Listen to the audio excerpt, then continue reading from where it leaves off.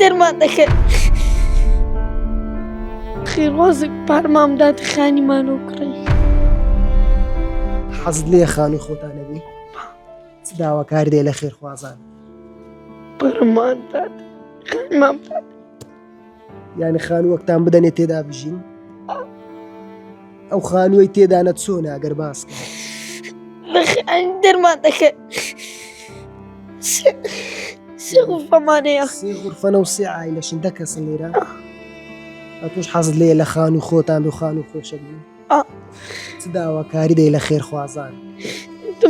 ئەوە خێوازێک پارمام دات خانیمانەوە کڕی. خانووتان بکڕی؟ دەچێ مەکتەبی؟ پۆلی چەندی؟